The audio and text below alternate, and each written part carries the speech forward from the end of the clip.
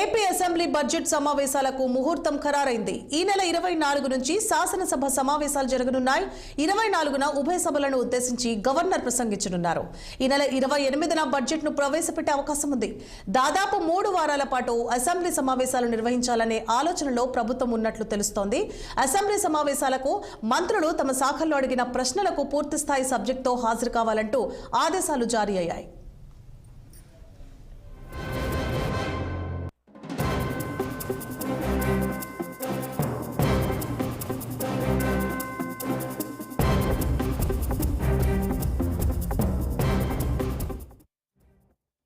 Assembly సమావేశాల నేపథ్యంలో ఈ నెల 22, 23 తేదీల్లో ఎమ్మెల్యేలకు ఓరియంటేషన్ తరగతులు జరగనున్నాయి.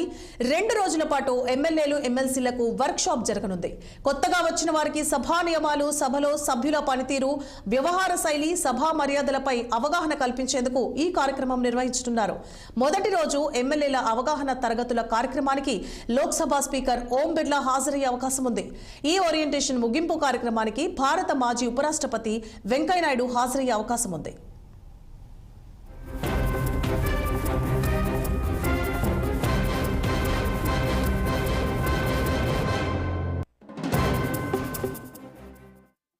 ఏపీ అసెంబ్లీ బడ్జెట్ సెషన్ కు governor Abdul Nazeer notification release చేసిన సందర్భం పురస్కరించుకొని ప్రతిపక్ష హోదాపై స్పీకర్ అయ్యన్న పాత్రుడు కీలక వ్యాఖ్యలు చేశారు. జగన్ ఇప్పటికైనా వాస్తవాలు తెలుసుకోవాలన్నారు.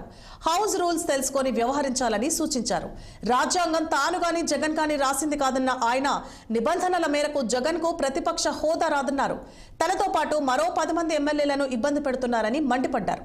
జగన్, వైసీపీ ఎమ్మెల్యేలు సభకు హాజరు కావాలని కోరారు అయ్యన్న పాత్రుడు.